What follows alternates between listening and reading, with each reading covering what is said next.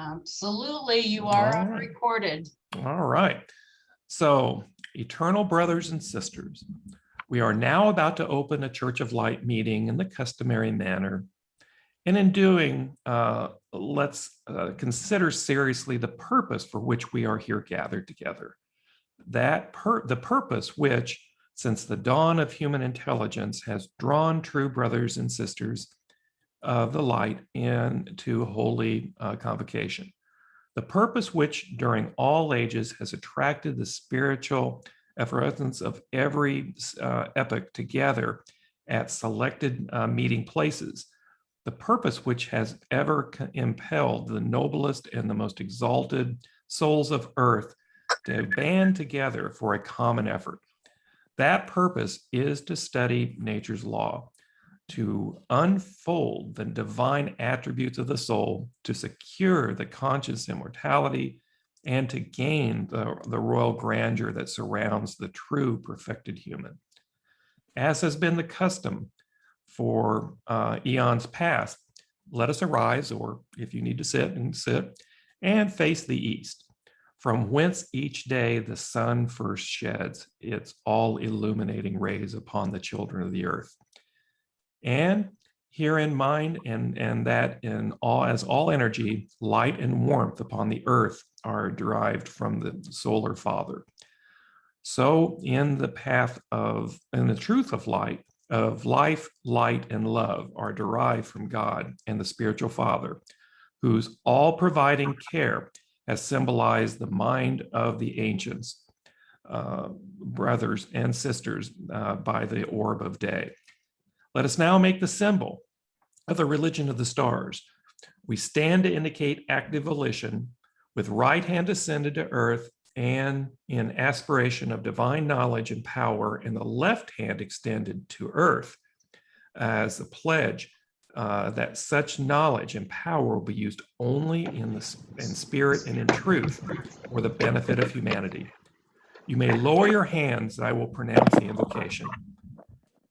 O true eternal spirit, in whom we live, move, and breathe, and have our being, consecrate this meeting to the cause of truth and righteousness. As brothers and sisters of the light, we seek knowledge of the shine of goodness. Therefore, by virtue of our truthfulness and sincerity in desiring to assist thy works, we ask the help of the legions of light and their protection from all forces of darkness. So shall it be. Next time I will put my glasses on. So shall it be. Yeah. So again, we thank you for coming today and participating in this book. Prior to beginning, I was discussing with Vega that I think this is actually one of the most important books because it begins to lay the foundation for what will follow. While book 6 on the Sacred Tarot is one of the most popular books, it is really based upon the information that is contained in book 7 and moving forward from that. Without understanding the information in book 7 and beyond, you will have limited access to all of the principles that are related into the Sacred Tarot. Having said that, however, I hope that you are practicing, and I encourage you to use and to practice the Tarot at least weekly. And I choose a weekly time often because I don't want to force being in the right mental state of mind to be able to gain the maximum benefit. For those of you who feel that you on a daily basis can and wish to use the Tarot for a series of questions, absolutely do what is right in your situation and environment. I try to focus on doing at least once a week and focusing on something that I believe is significant and helpful for me. And that's worked out pretty well. The more I practice, the more that I'm able to integrate and reference those materials and add to the volume of information that I'm collecting from these materials, as well as from my personal experience, I believe and have found that it has increased the depth of my understanding and, if you will, the impact that these have in life. I have a series of questions on the screen for us to consider, not just here at the beginning, but throughout this presentation today, because I feel that these 4 areas are 4 major themes that we need to focus on. The first being, what is the external environment's impact on life? Now, if you look at my background, the Aurora Borealis, this is the representation of the cosmic particles coming particularly from our sun, impacting on the upper atmosphere. And as many of you may know, we've had a period this last week of fairly intense solar storms that have had at least some impact on communication, but also for those who have cardiac issues or those who have struggle with mental health issues, these increase the intensity of those events. And science is now just becoming more aware of that. And we're going to talk about some of the aspects and some of the current research, just give you a sample of how science is starting to validate that the position of astral bodies, the impact of the sun, the moon, and the other items that in the celestial realm that sometimes we hopefully are giving more consideration to, but most do not, that they do impact our life. So think about, what is the external environment's impact on life? And we'll talk more about that. The second is a concept that was mentioned in earlier books, but not in any depth, and today we begin the study, and that is of universal symbolism. The importance of what previous civilizations, what we can see in terms of the representation of words and pictographs and other means of communication, how there is a common thread that runs through. So again, we'll talk about those. And an interesting question is, why do we care about possible previous civilizations? The Hopi believe that, if I remember right, and the Zuni and the Hopi, and correct me if I'm wrong, were that the current iteration of humanity is the 5th generation, or the 5th manifestation of life here on Earth. And many other ancient peoples share similar, if not identical, types of beliefs that this isn't the first rodeo that humanity has gone through, nor will it probably be the last. So there are lessons to be learned, and that accessing not only the universal symbolism, but also universal knowledge that we have access, particularly in the astral realm. And then last, why are there records of past why are there records of past civilization naming constellations? Because this becomes the basis of our understanding of astral and celestial bodies that we see with our eyes, that we experience, and that have impact on life. The commonality that we're going to find, the belief and impact and the observation based upon eons and millennia just form too much to be a coincidence in terms of the impact, particularly upon the date and the time of birth. So we will examine that just very briefly and talk about the way to collect that information.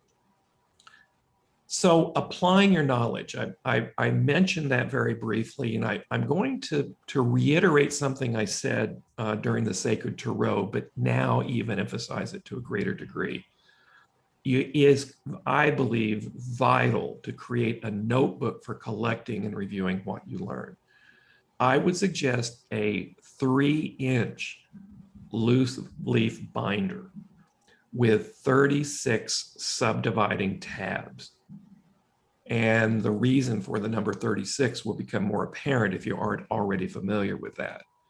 But throughout my time as a hermetician, and particularly afterwards now, I have found that these materials within C.C. Zane's books provide a very complete basis for understanding both the internal and the external world.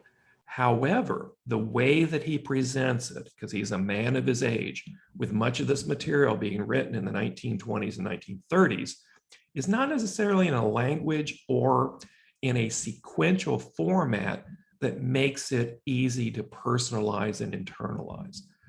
So I would strongly encourage you to obtain a loose leaf binder, a large one, because you're going to find that you'll continue to collect information. And the first 12 divisions should be based upon, if you will, the 12 divisions of the zodiac. And as you go through, particularly starting with book 7, is to, if you will, collect and put into your own words the meaning of the various constellations within the zodiac. The next 24 subdivisions are for the decadents, those 10-degree subdivisions. And you're going to find that a lot of this later on will come in terms of the experience you have in working with yourself and working with others as you do put charts together, and that you get feedback in terms of the events or the surroundings of understanding of, well, the sun sign Taurus. What are the attributes of that? There's generalizations of the first 10 degrees of a Taurus. What does that mean and how is it applied? And as you get feedback from people or within yourself, you add to that notebook that information and then cross-check it based upon experience, both now and in the future. This allows you to build a base of knowledge and to create a reference that is irreplaceable because it's yours. Now, having said that, I'm going to strongly encourage you to only do this with the material from the Church of Light. Do not add external. And the reason is that with any time you acquire a new base of knowledge, it's important to focus on the material to gain, if you will, an expertise or a strong practice before you deviate out and start bringing in other influences. That's not saying that Zane is necessarily the be-all and end-all. I am, though, continually surprised at the depth of the information and, frankly, how much information I missed the first time, the second time, even the third time I've been through the material. So collecting this material in an organized fashion is a reference guide for you that will become irreplaceable and become something that you will not only reference, but that will provide you with a base of knowledge then as you examine other individuals out there or other materials to compare and to say, well, they differ in this, in this, and this. Why and how do I feel about that? And within the second point of practice of saying, is it valid? Because Zane makes the point, he makes it in this course 7, book 7, many times, and you will see it reiterated again, to test the knowledge. Well, the only way that you can test the knowledge is to practice and to put it out there.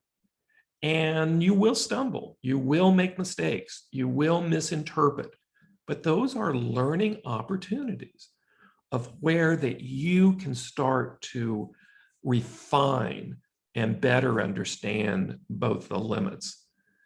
So do focus on these materials exclusively for now is my request and my suggestion. if you read other things right now, it tends to be, I experienced, it was a source of confusion for me and really a distraction. So as you're going through these 21 books, focus exclusively on them for now. Sometimes that's very hard and you may be tempted, but to seek other reference material, particularly in the Tarot, or as I say, as we get further into the meaning of the astrological practices, or understanding the universal symbolism. But again, the benefit will far outweigh the cost. Later on, once you have that foundation, that you can expand out and test the waters with other authors and other materials. I would also encourage you, either virtually or hopefully soon in person, to seek someone in a similar place to work with on the studies. I went through this material with a trusted brother who's my best friend, and we became very close through the study of this material. Beforehand, yeah, we were acquaintances, but we really started as we explored the depth of the spiritual meanings of these materials, and the personal application was an opportunity to open up and truly to connect together. Again, sometimes it may be hard to find someone, but I encourage you to reach out and to make the effort to find someone to study with. They become a source of encouragement. You become a source of encouragement to them. And I think it increases the value of the overall experience. So let's take a look here. Starting with Serial Lesson 71, Chapter 1. Now, this contains an enormous amount of material. Matter of fact, between just Chapter 1 in itself, we could spend many hours fully dissecting and understanding all of the inclinations and all of the references within this book. Now, you'll notice that this was created in 1935. The thing to remember about Albert Benjamin, C.C. Zane, as he wrote under the alias of, is that he is a man of his time. The languaging, the influence of the external world, because we are all influenced by the environment we're in, was an era of coming out of the Great Depression. There was still significant hardship, and there was the beginnings of war in Europe that would bleed over into what would become World War II. So it's kind of important to remember that impact. Also, on page 4, you're going to find, and I have an example of it here pretty quick that'll come up, an example of the zodiac with the overlay of each 10 degrees within each 30 degrees. So understanding and implementing these charts is really critical.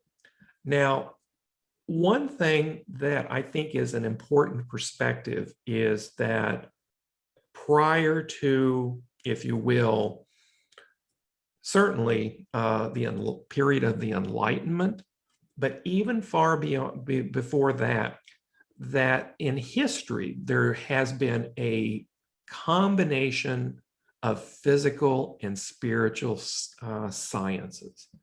Before, rather than looking them as separate entities, most philosophers, most what we'll call early scientists, saw it as one unifying approach and did not separate the spiritual from the physical. With the influence of certain monotheistic religions, there began, and especially then during a period of the Enlightenment, began more of a separation and more of building walls between the two. The way that Hermetic studies looks at things is you could use the term holistic. in that we look at things from both a physical and spiritual perspective. We do not separate that these, while they have attributes that are specific to each one, it really takes the two coming together to fully explain any phenomena, behavior, or experience. So I encourage you to think holistically, which is a mindset change, particularly depending upon our educational experience. So just be aware that that is something that is a cultural influence that we all fight. The interesting is that we also have the encouragement and the admonition from Zane that we must test our beliefs and the information in the foundation. Do not accept things at just face value because he said so, or because I say so, or because anyone says so. You are encouraged to use what he calls the laboratory of nature, focusing on what is important. And as many of the volume of the sacred laws talk about, test the spirits, really to examine and find the truth for you. Now, this may not be an immediate answer. This may be a process you have to go through, that we all go through, to learn the truth, or the truth for us of a particular belief or others. But the admonition and the encouragement is really to begin that process. Do not blindly accept anything. Now, I will tell you and warn you, and this has been one of the consequences of most Hermetic organizations. Matter of fact, you want to do an interesting search, put in Google Hermetic organizations and see what you come up with. Might surprise you in terms of organizations that are identified as Hermetic. But the foundation is the right, but also the obligation to think for yourself and to draw your own conclusions. And I will warn you, doing this is a dangerous thing. Free thinking people pose a threat to authoritarian groups, people who want to control how and what you think. And that does not mean a right or a left political issue. That just means that there will be those that will oppose your right to think and to practice your beliefs. Now, some of you may or may not be aware, depending if you're on the mailing list.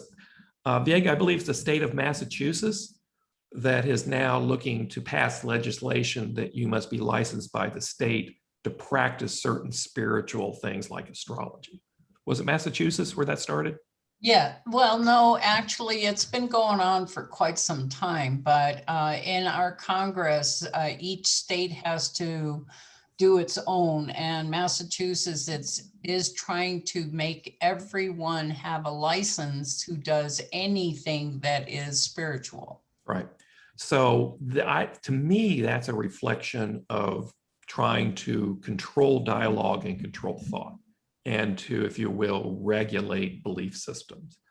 Part of the reason that what was the Fellowship of Light became the Church of Light was California passing, or the city of Los Angeles passing legislation that said that astrological and tarot and other types of practices were not legal. So this is not something new. And down through history, you've seen, if you will, the persecution of free thought and free belief. So just be aware. It is a requirement to test, but when you do test, when you do think for yourself, you pose a threat to those who are in authority. All right, moving on. The use of pictograph in universal symbolism. Some of the earliest representations of civilizations, of particularly ancient civilizations, have been the use of what was referred to as cave paintings or other representations that represented, if you will, what a horse looks like, what a wild animal looks like, what a person looks like. And of course, that migrated into cuneiform or hieroglyphics, where the development of words to represent ideas. And even in today, we do have a common base of knowledge. When the word dog is said, you all have a concept of what are the attributes of a dog. So we do have, as I say, visual representations that includes pictures and words that become the foundation for oral traditions. And it then, if you will, memorializes those oral traditions and encompasses those oral traditions, which is really pretty exciting. If you look on pages 7 through 9 of the book, and again, this is under chapter 1, and we're serial lesson 71. And your page number may be a little different depending on the edition you're working on. There have been previous civilizations. There have been others that have existed probably, well, and most likely prior to the last ice age, about 12,000 years ago. The more archaeological that's been completed in particularly the Near East, but yet even places like Egypt and the true age of the pyramids, the true age of the Sphinx, the excavations that have been done in other societies, or even the commonality of a pyramid, all these represent something that is far too consistent to be left to just mere chance. That there have been ideas, there have been concepts, and probably peoples that transmitted that information and broadcast it through the world so that we have these common thoughts. Now, in the materials, he does talk about Mu, he talks about Atlantis, and in some sense, that can be some people can go off on a tangent on that. I think the point, and this is just my opinion, is that it's more that there have been stories throughout history of earlier advanced civilizations, and the archaeology now is more and more supporting that there were advanced peoples that existed. Now, after a period of 1,000 years or 2,000 years or 10,000 years, the evidence of those, even when things are built in stone, start to become erased just by natural events.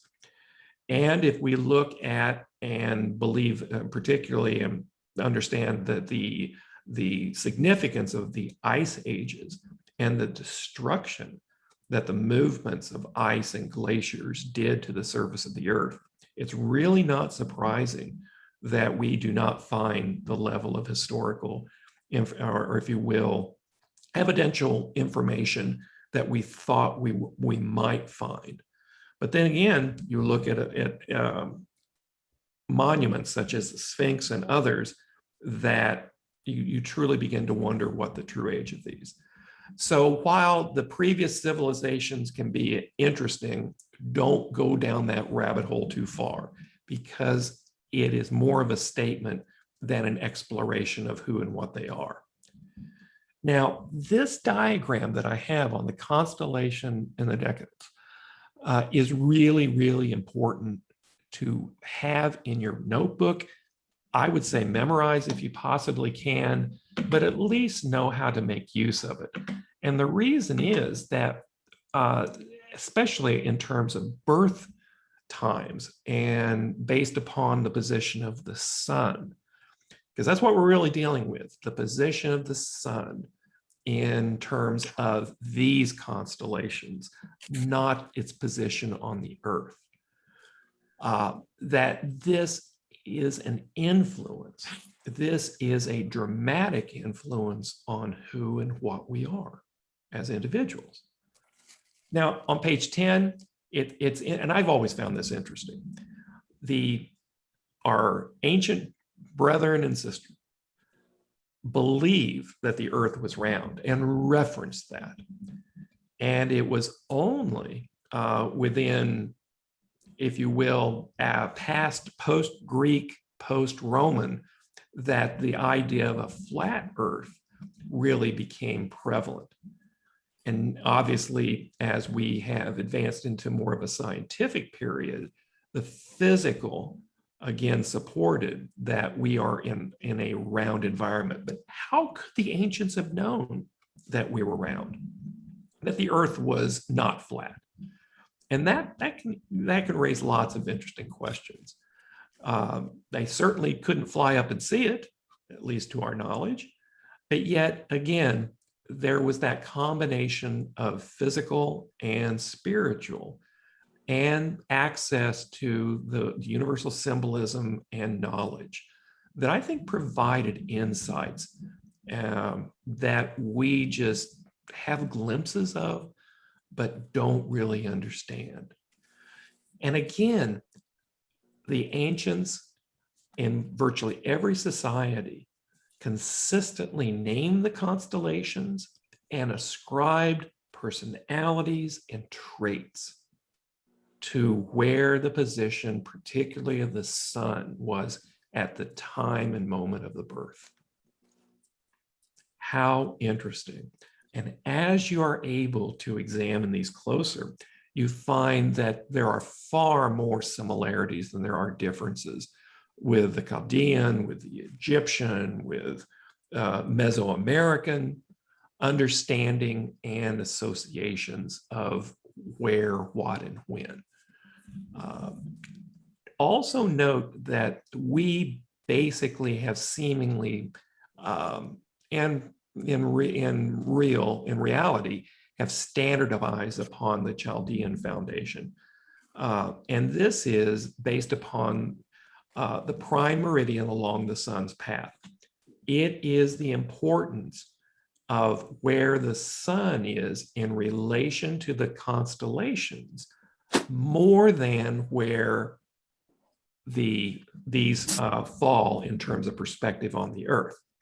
And the reason this becomes really important is that one concept that you're going to read about, and sometimes is a little fuzzy right now, is the difference between the ecliptic and the right ascension, or the zodiacal longitude versus the right ascension perspective. And I encourage you to really examine that closely, because this is very foundational. But in brief, what it says is that, remember, the Earth's rotation is not consistent, and that it speeds up, it slows down, it changes, and we see a movement in even what would be the North Star, or the position of the cardinal sign, the cardinal directions over thousands of years. However, if you look at it from the perspective of the ecliptic or zodiacal longitude, that remains constant of the position of the sun when we look at the constellations of the zodiac.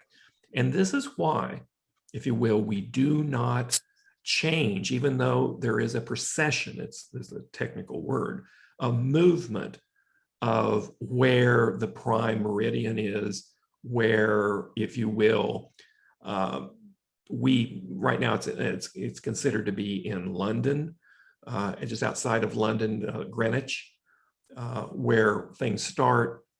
Aries begins, the beginning of the zodiacal cycle is when Aries falls in its relationship to the sun, and that begins our cycle. Now, again, if you're totally confused about this, don't worry about it. There will be further explanation, but just remember that we're based upon the position of the sun and the constellations rather than the position on Earth and the constellations. And that's the important thing to remember. So, is there scientific support for the concept of saying that the external, the position of the planets, the position of the astral bodies, is there support that these impact our lives? And the answer is there is a growing body of scientific peer-reviewed documents that have discussed this. For those of you who like podcasts, there's an individual, Ben Davidson, who, and I've mentioned this in other videos, who does a daily podcast called The Suspicious Observer. And he discusses the impact of electromagnetic, solar, and cosmic occurrences and their impact on individuals, on earthquakes, on weather. He has 3 textbooks that have been published that are used in universities that, while they don't call it that, the position of the astral bodies during birth will influence you through the rest of the life, he strongly implies it. And we're seeing, as I say, a growing body of evidence. A couple that I pulled up in October of 2016, there was a work of how cosmic radiation exposure provides for persistent cognitive dysfunction. Well, what in the world does that mean? We know that during periods of solar storms or during the position of electromagnetic influences, or what we will later call aspects between certain planets and bodies, have an impact on mental health. And this is a scientific article that goes into that. There's also, in the second article, and I had, I think, 40 or 50, and just pulled out a couple of them, published in 2011, a whole article about the nature of relationship between psychology and physics, an argument for the central role of electromagnetism in thought and behavior. It is well documented that the impact of various positions of the sun, the moon, not only affect things like tides, but also affect us emotionally as well as physically. And that the position of astral bodies at the time of birth have carryover effects. And then as the current situation relates back to where we were at the time of our birth, the significance and the impact of that is greater or lesser. So you start seeing that there's a coming together of the physical, of the what we will call spiritual, but really they're all just one way to view things. Now, he also talks about something on page 15 that, again, in 1935 made a lot of sense. He calls racial memory.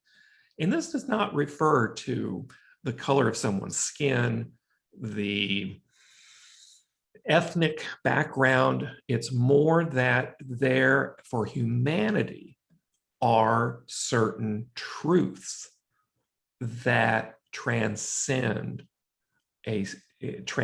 societies. Within societies, murder has historically, and pretty much with few exceptions, is considered to be something very destructive, not a supportive thing. And this is consistent through time. So you can find, if you go back particularly and want to understand more about this, the wisdom of the past, the Church of Light Quarterly, and he references certain topics in this first chapter. The Church of Light Quarterly, there's also books and papers and videos, all referenced within the website, that you can find additional information and to understand what could be called foundational truths that transcend any particular civilization or society. And these, I think, will become even more important, particularly as we see an increase in the polarization of our society and division. Now, as we move into serial lesson number 72, chapter 2, there is a format that is laid down. And for the next 13 chapters, I'm not going to go through this with you. This is where the hard work, but the productive work really begins, because it is the format for understanding and applying each of the remaining chapters. the solar signs begin with Aries. And what you want to do is to put in your own words the meaning and what you have as a takeaway for the application based upon the information that he's sharing with here. He's going to talk about histories and ties to ancient peoples. There will be references to Egyptian, there'll be to Christian judo traditions, especially tying back to Solomon's temple. But almost every, and you could probably say every society without exception, has a Solomon-like figure and a temple where there was a coming together of the beliefs and practices, whether that's in Mesoamerica, whether that was in Egypt, whether that was in the Near or Far East. All societies have these similar stories, these similar events, these similar types of individuals that is consistent. Zane will only mention a few just because of the limitation of time. But you will see as you understand and increase your studies that and exposure to other cultures, that you will be able to tie these in and these traditions, which as you are working with or interacting with people from other societies can be important to help in their understanding. Because one of the things that we seek to do as hermeticians is to apply the knowledge in a form and format that the people you're working with can understand and relate to. And that may be then required that you understand more of their culture and their heritage if they're different than yours. You also will find in these materials individual characteristics of the sign. You'll find key words that are represented and key foundational structures and beliefs. Also, within then another section of dividers, you want to have information about the characteristics and keywords of each of the three decans within each zodiacal sign.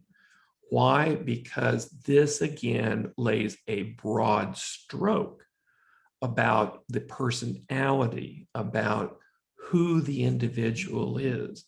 Because we're not just people isolated from time and space. We are a people that are anchored by time and location.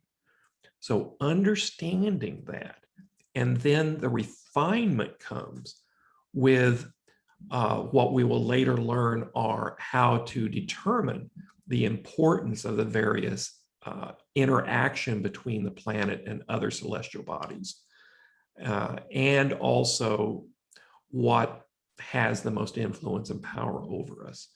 This is where you will add additional materials in this binder to help you better communicate, understand, and interpret this information, not only for yourself, but also for others that you may come in contact with.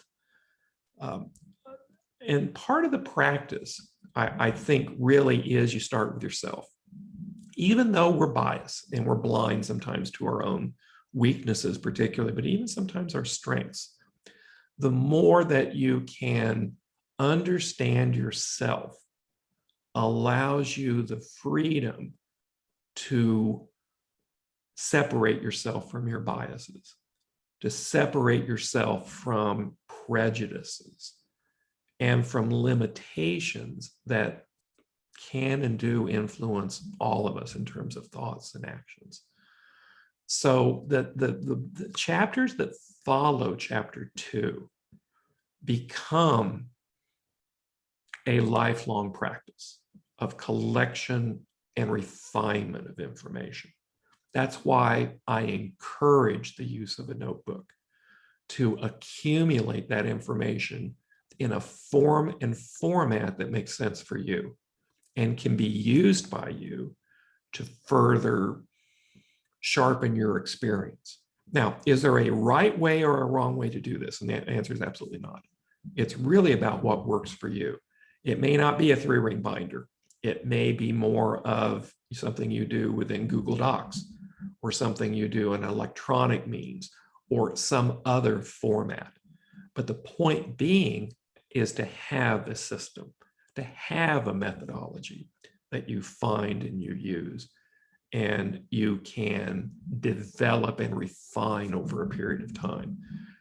My understanding of even the materials that are found within the chapters of this book have evolved. And it's not that I was wrong in my earlier assessment. It was more that I was not fully informed, and to date, I am still not fully informed. And probably as long as I live, there will be more aspects and understanding to come. Much like the example I used in the first few books of these materials representing an onion that has successive and multiple layers, you will find that because of your experiences, because of your practice, that additional and new insights will come and will grow, and it will change you.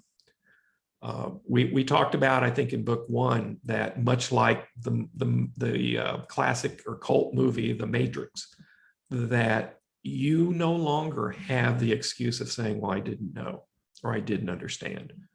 It'll be more about, are you progressing to make sure that you are fully understanding and you are practicing to the best of your abilities? So these are some thoughts,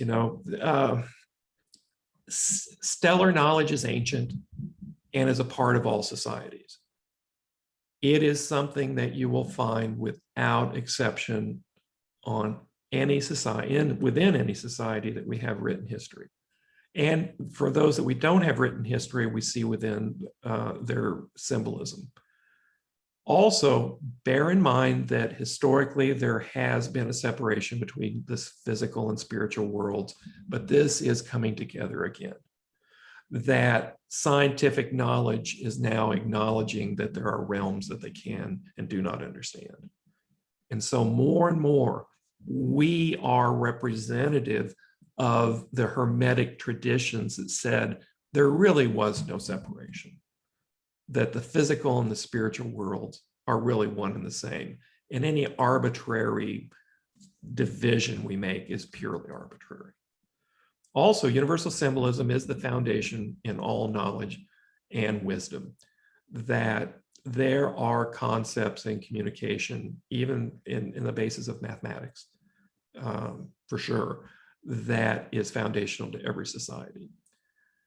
And lastly, that it is really critical for your progress, not just the passing of the exam, but for you to practice as a hermetician, for you to grow in your depth and wisdom and knowledge, that you incorporate this material into a manageable form and to incorporate it into your own words in your own lives.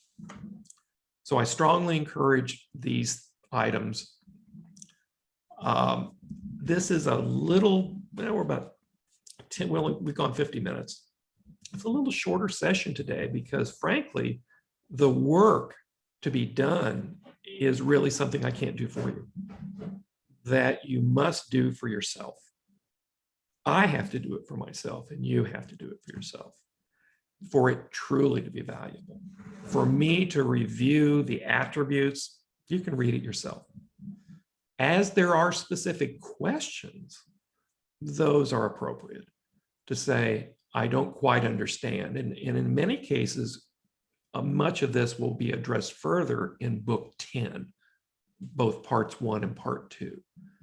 And so you can expect that the answers may be, well, you just have to wait a little bit because more information is coming, and to give you an answer today would be inappropriate based upon additional and new information that you're going to learn and assimilate that will help you refine that for yourself. So with that, Vega, let's turn it over to you for the closing ceremony, and then we'll get into a Q&A. All right. Eternal brothers and sisters, we are now about to close the Church of Light meeting in the customary manner. And in so doing, let us consider seriously the kind of life it is fitting a brother and a sister of the life should live. We must each leave this meeting to go about our daily duties, but unless we take with us some higher thought and nobler purpose, we have spent our time here in vain. For knowledge lacking goodness leads to naught but self-undoing. Each brother and sister has pledged himself or herself to put forth an effort to alleviate physical and mental suffering, to dispel ignorance, and to spread truth. Therefore, even as we would be helped by those of our religion who are more enlightened, let us make every effort to assist others, and let each so conduct himself or herself to be an example of moral purity, radiating life, light, and love upon the world of their endeavors. As has been the custom for eons past, let us arise and face the west, wherein at close of day the solar orb softly sinks to rest and relinquishes his sovereignty to his heavenly consort.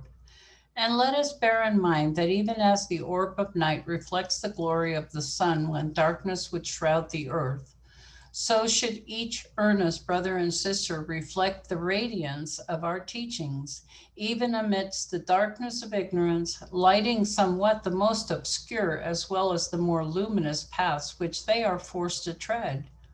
The lunar mother is symbolized in the minds of our ancient brethren as sustaining nature upon whose breast we lean and from whom we draw such experiences as nourish and expand our immortal soul.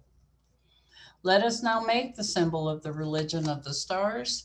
We stand to indicate active volition with right hand raised to heaven in aspiration to science, wisdom, and power, and the left hand pointing to earth, signifying the desire to reflect the divine will and evincing an unconquerable determination to dominate all acts of life by spirit.